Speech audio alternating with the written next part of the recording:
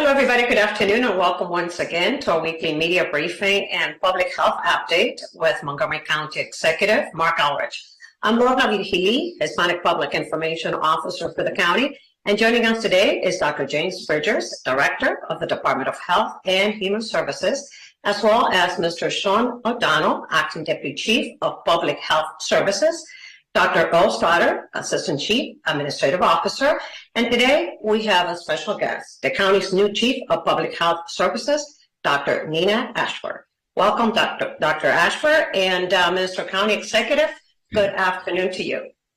Good afternoon, everybody, and welcome to today's media briefing.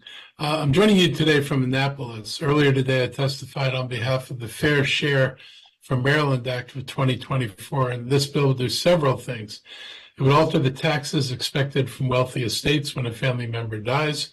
It would also adjust state income tax rates to be more progressive. Right now, our rates are not nearly progressive. And it would address low level of taxation that many corporations currently pay and increases the total state revenue while reducing taxes on the majority of households. And it closes loopholes that affect some very large corporations that pay little or no taxes. So I'd just say, the essence of this bill, though it's a tax bill, for most people, the effect of this bill would be a reduction in taxes. And for some people and businesses, it would mean an increase in taxes, but the vast majority of people would not experience that increase. And closing this kind of tax avoidance is expected to raise an extra $1.6 billion per year in new revenue for Maryland. If you've been following the discussion at the state, they're really struggling with revenues. They've found that they're no longer able to fund the Transportation Trust Fund. Other sources of revenue, like the gas tax that have been going into that fund, are in decline, and that decline is expected to continue. And so while the states had very ambitious programs like the Blueprint and very aggressive goals for early childhood education and on the environment, all of them are being challenged by the inability to raise taxes. And most legislators are not interested in raising taxes if it means increasing the taxes on residents. So we kind of face, an inflection point in how we think about things. And we can either decide we're not raising taxes at all on anybody, in which case we'll never be able to achieve the things we talk about or aspire to, or we can decide that a fair tax system that collected money from people who basically avoid paying taxes would have the twofold benefit of reducing the burden on most households, as well as providing enough money for the state to try to achieve some of the important goals that it's set for itself. We've fallen behind our neighboring states, too many others in the nation, when it comes to building a strong economy. To be competitive, we must deliver tax relief to more Marylanders and ask our successful corporations to contribute more for the good of the state overall. And making a tax code change in which we tax capital gains like income from a paycheck can go a long way toward this goal. This is, another one of the problems the state struggles with. If in Montgomery County is a great example of being tax competitive, where the secret to success. This county ranks as like second lowest in residential and lowest in commercial taxes. Obviously, there are other things that are important. And across the river, Virginia, which taxes its corporations and developers far more, and I mean far more than Montgomery County, they're able to take that money and they treat that money as an investment. They build infrastructure. It makes their downtowns and their transit centers more attractive and more effective, and it helps them draw businesses there.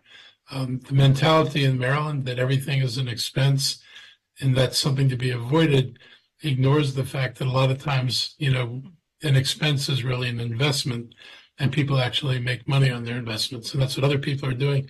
That's what Maryland has to start doing. There's a strong coalition of organizations that support the Fair Share Maryland plan, including representatives like teachers, service employees, as well as nonprofit organizations. And I stand with these groups and the governor in asking for the kind of changes to put more money in the pockets of working families. And just as importantly, that these are not the kind of adjustments that impact families and taxpayers broadly in the state, other than being beneficial. Delegate Julie Polakovich Carr is sponsoring an identical bill in the House. As she told Maryland Matters, the reason this is needed is because today, the wealthiest 1% of Marylanders pay the smallest share of their income on state and local taxes. So looked at another way, what they're not paying in terms of taxes, and by them paying less than a fair share, that means the rest of us are paying more than a fair share. It's time to rectify that. Also this afternoon, testimony was heard in the House on the Housing Expansion and Affordability Act. You all know I'm always looking for ways to bring innovative projects within Montgomery County in order to produce, protect, and preserve more affordable housing. It makes sense that the state's also making housing a high priority because it's such a key component in our economy. We finally have a governor who sees the value in making sure everyone can afford to live, work, and thrive in the state. Adjustments proposed in the state's Housing Expansion and Affordability Act with clear roadblocks that can prevent property owners from being able to do projects they want to do, and that are sometimes used by local governments to prevent affordable housing projects from being added to communities across the state. On the bright side, in my time in this county, the council has not passed legislation to treat affordable housing construction differently than other kinds of construction in order to block it. It's not necessarily true everywhere else. It's important that we take steps to find ways to increase and preserve the supply of affordable housing. In Montgomery County in 2000, we had almost 43,000 affordable units. They were called naturally occurring because they weren't part of the MPDU program. They didn't have any other federal or state controls on it. They were just out there in the community and affordable. By 2020, that number had dropped to 22,000 units. That's a decrease in nearly 50% from the 43,000 units in 2000. But those losses are not due to zoning changes to exclude affordable housing. Those losses are rather because of the lack of controls the county had to protect affordable housing, partially corrected in the rent stabilization bill the council finally passed this year. And also it's been affected by rezonings that replace existing affordable housing units with more expensive ones. We don't have policies that require one-for-one replacement when a developer is knocking down an affordable complex. They have no obligation to replace the units that existed, and that has contributed to the ongoing loss of units in Montgomery County. That and rising rents, the two greatest villains in that area. Since I came to office in 2019, our Department of Permitting Services data shows we've added nearly 15,000 units. That with that rate by 2030, we'd be pretty close to adding close to 35 to 36,000 units or more. That's a good thing, but it's not nearly enough, at least if you believe the projections from Montgomery County.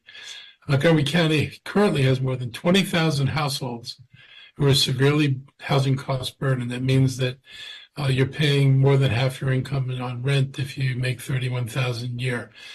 And at the 50,000 income range, more than half of the households, more than 50% of, more than 50,000 households are earning less than $50,000 a year and paying 50% or more on housing costs. My recommended capital improvement budget for FY25 and 2030 includes $200 million to support affordable housing. And I'd like to see another $50 million added from county reserves by this summer to help us protect more projects in the county and to enable us to build more in the county. Affordable housing remains a top priority for me and my administration. I'm happy to support statewide initiatives that will add $115 million for priority housing and investments in the state. I want to recognize that within the past week, we marked 1 year since the tragic apartment fire in Silver Spring that killed Melanie Diaz. Since that time, her family has been pushing for the kind of reforms that may have saved her life and would undoubtedly save the lives of others. Melanie died as she was trying to escape a fire in her building with her 2 dogs. The building did not have sprinklers, like many new units are now required to have. State law on the books would not require older high-rises to have sprinklers until 2033. In Annapolis, a bill introduced by Delegate Lord Torcudian, would require a smoke alarm in every unit of a large apartment building without sprinklers. She's named in the Melanie Diaz Fire Safety Act, and a proposal by Councilmember Stewart would require property owners to share information about a building's fire safety plan with residents when they sign a lease. And I support all of these efforts to make our community safer and prepare should such a disaster strike. And we do occasionally get fires in our high rises. Last week, I mentioned the new addition to our Department of Health and Human Services, Dr. Nina Ashford, will serve as our Chief of Public Health Services in the county. She has extensive experience with public health programs as a teacher and a researcher, and I'm really pleased to welcome her to Montgomery County. And so I'm going to ask Nina to say a few words. And thank you for joining us. Yes, thank you for having me, and thank you, County Executive Ulrich. So I'm very excited. This is day 2 on the job, and I'm excited to get to integrate it into the work and get to know the team. I do want to thank Dr. Rogers for his leadership over the past year in this role. I'm very much looking forward to the opportunity to engage with the community, hear what the most pressing needs and concerns are, and continue to deliver on the excellent portfolio of work of public health services. So I look forward to meeting many residents, community groups out there, and hearing your feedback on how we can best meet your needs and serve you. So I look forward to seeing you. So thank you, Dr. Ashford. And I'm going to turn it over to my health team, and you can ask them any questions. If you want to ask Dr. Ashford any questions in the process, feel free. So back to you, Lorna. Thank you, Mr. County Executive. Dr. Bridgers, Mr. O'Donnell, do you have any opening remarks today? Go ahead, Mr. O'Donnell. No, I was just going to share that we continue to monitor the respiratory disease transmissions in the county, and we have seen a little uptick in our flu transmissions, predominantly among our younger school-age kids and young adults going to outpatient centers and emergency departments for treatment. We haven't seen that translate into hospitalizations at this point, and we hope it stays that way, but urging caution to our seniors and those with underlying conditions to just be careful. There's still a lot of flu and COVID that is being spread out there. Thank you, Mr. O'Donnell. Dr. Stoddard? Nothing? No comments, Sergeant. None from me on it. Okay, so we're going to go ahead and open it up for questions and answers from members of the media. Please raise your hand if you have any questions for the officials this afternoon. Any questions from members of the media? Going once, going twice? I guess not. Thank you, everybody, for joining us. Thank you, Mr. County Executive, Dr. Ashford. Thank you for joining us in your first media briefing. Next time, you'll get questions. Everybody stay safe. We'll see you next time. Have a great afternoon.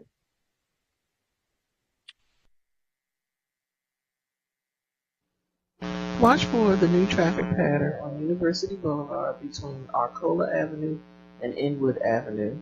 New bus-only lanes are opening Monday, February 19, 2024. We will continue to monitor transportation conditions throughout the day. When those conditions change, this station is updated with up-to-date transportation information to aid you in your daily commute. You are listening to the Montgomery County Transportation Management Center's Travelers Advisory Radio System, WPBJ 590 AM on the Interstate 270 corridor, WPDD 1070 AM on the US 29 corridor, and on County Cable Montgomery. Due to emergency pipe repair